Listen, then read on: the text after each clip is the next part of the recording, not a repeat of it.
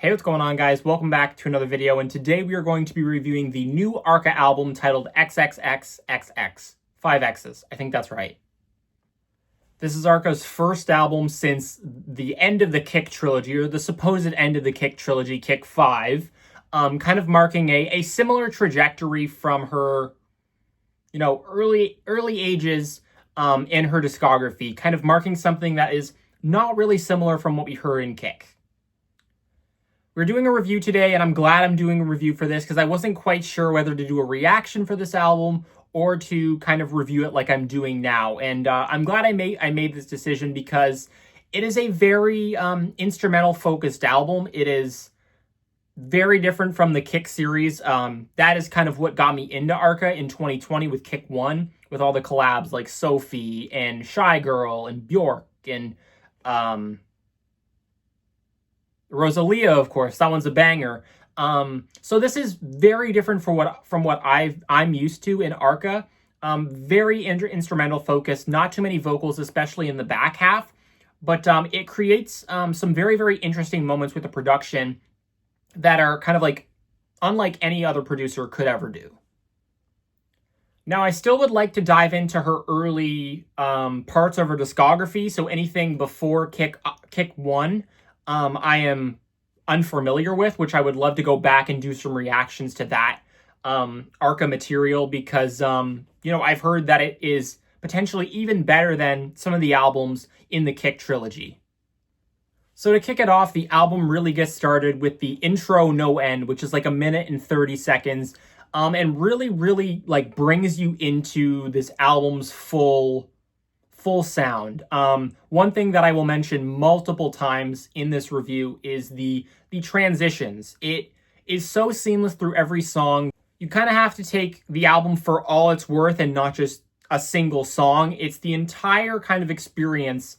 It really feels like a whole kind of 47-minute long DJ set that is very, very continuous. The transitions are just so seamless, and it's not like you can look at this track list and pick out, I like this song, and then you can kind of like remember what it sounds like. Since it's very instrumental focused, I don't know if you can do that. And it doesn't have this catchiness that some of the Kicks did have. But you really have to take the whole project as one song, basically. She has done this where one song is the length of a full album, and this is kind of what this album really feels like, is one continuous song.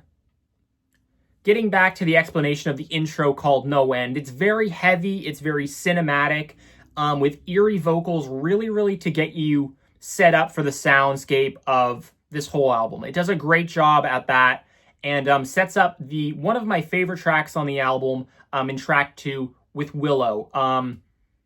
I don't know if I can, hype this song up more.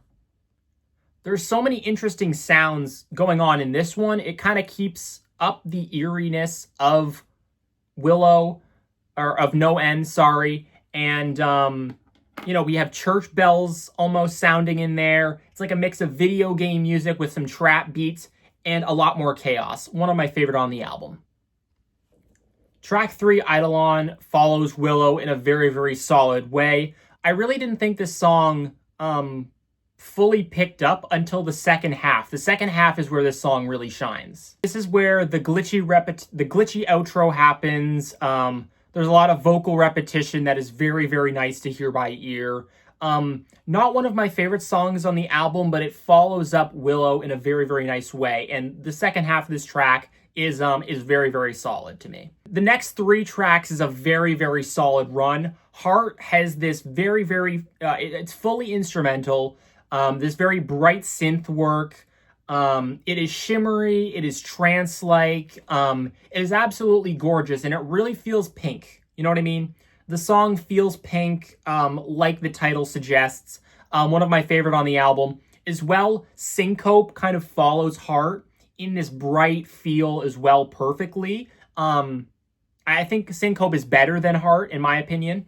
I love the fun claps that repeat throughout this song. Very creative.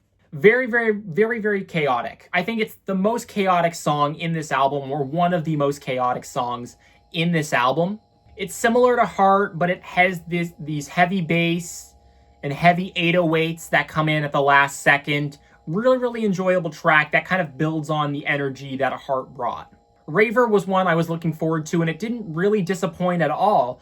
It was not really the sound that I thought it would be. Considering the title is Raver, I was expecting it to be, you know, very, very intense.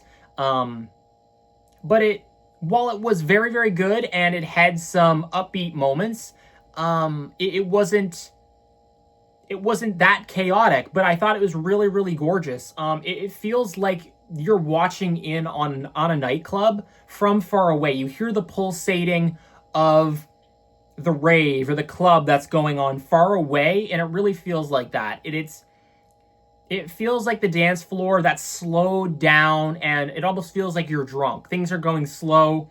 Very satisfying sound. Track number 7, Cinch, is a mix of spoken and very, very quiet instrumental interlude leading into one of the funnest tracks and best tracks on the album for me, Fxck, where it really brings back this deconstructed club vibe, kind of similar to like the first 3 kicks, primarily the third kick, but hints of the first kick as well. Absolutely my favorite. It is energy, the highest energy on this album. You know, so much fun. Fxck, if I were to recommend a song on this album, it would probably be Fxck. It feels one of the most accessible songs while still remaining that Arca feel but it's just so good. Highly recommend you check out at least that song. We kind of take a little bit of a step back in this album from the chaoticness. I feel like, you know, separating the tracks. There's 16 tracks in this album. At track 8, Fxck, you really get a separation here. Starting with track 9, Finisher, you get these gorgeous strings. It is very ethereal. It's probably the most gorgeous thing up to this point on the album. It marks a very, very big transition from the types of songs in the first half and the second half. It is much more gorgeous and quiet, but still very, very enjoyable in this album. Track 10, Taconeando, is a bit of an outlier. It goes back to this kind of kick vibe. You have the sounds of like what almost sounds like guts kind of ripping apart in the track. Very heavy bass. Very much like kick 3 vibe. The vocal repetition repeats again. So it is an outlier, but it's the last of the outliers. Now is the change from kind of the halfway point in the chaoticness of the first half versus the more relaxed, ethereal side of the next half. Futurality, bro. Futurality might be top 2 on the album. I can't really decide, but this is the title. It is futuristic. It's one of the best songs on the album. It is all instrumental, but it just feels like it's constantly building up. It feels like you're entering a new world, and it is just one of the best songs on this album. The production is so stellar.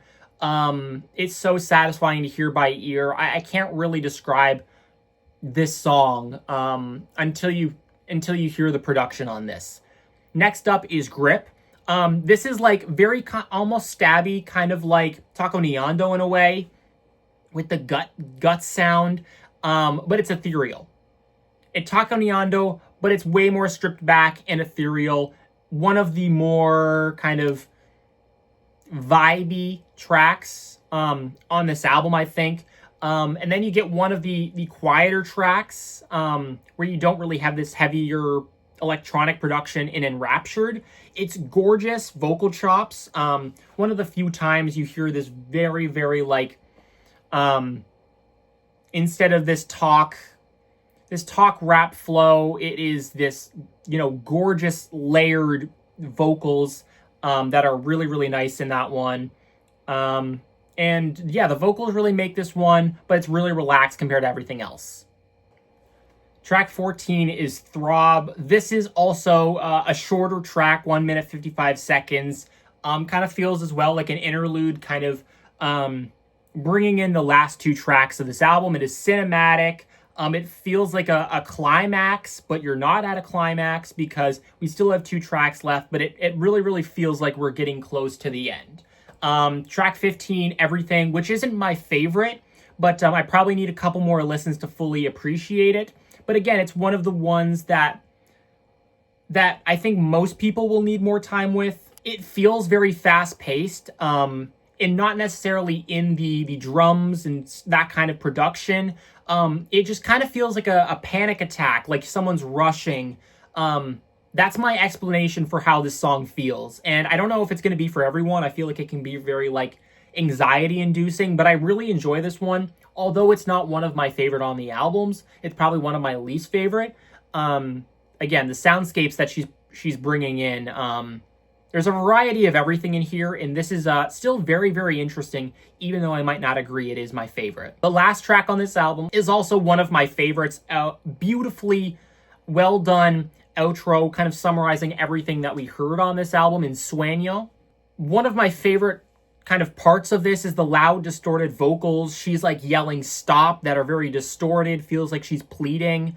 The bass and synth is just constantly building for this whole 4 minutes of the track, really building up on you. And it's very the cinematic atmosphere where you're just kind of floating out in outer space. Very movie background theme-esque. But it's just so gorgeous. And that is the whole 16-track album. You know, I look back at what I said about every track. Every track is positive. This is a fantastic album. And for the people that did get into her through Fxck, I think people are going to be a little confused, as well as me, to be honest. I was kind of expecting something along the lines of Fxck, but I don't think that's fully what she does. She does some instrumental bass stuff, and I think, you know, this being my first experience with that stuff from Arca, I really like it. I really like this. It's not going to be for everybody, but it's probably going to be one of the most interesting albums you're going to hear all year. It is close to being an album of the year contender for me. There's a lot of good albums released this year, but this is one of the most unique albums I have heard. I can't explain it, but whenever, like, it's for a particular vibe. Whenever I am just kind of relaxing, I can throw this on. You don't need a lot of thought to listen to it, and that's also what I appreciate. Arca is just one of the most talented not even electronic, producers in the game right now. She's so talented, and this is an incredible album. And it does, you know, I have been hearing that this is an album that is reminiscent of stuff kind of earlier on in her career, which makes me really enticed to check out kind of her earlier catalog. But I'm really pleased with this album. I'd give it an 8.5, 9. It is up there for one of my albums of the year. And it makes sense. Arca is a creative genius. Just the way she's able to do this transition, the whole body of work really comes together as one thing. You can't, like I said in the beginning, you can't look at it as being like, oh, this is my favorite, this is my favorite. You got to listen to this from top to bottom and rate the experience. What did you feel? Because there's a clear, you know, first half is much more kind of chaotic and has a lot of brighter sounds going on. The last half is still obviously electronic, but it's ethereal in nature. It just feels like you're floating. And it still has interesting sounds, but you know, I can't hype up this album enough. Please listen to it. And I would say my favorites are Willow, Syncope, Raver, Fxck, Taconeando, Futurality, and Sueno. I would rate those as probably my favorite on this album, but this whole album is a masterpiece. I highly suggest you check this out. But yeah, thank you guys so much for watching. I hope you enjoyed this review. Please check this album out. I highly recommend it. I will see you guys in the next one.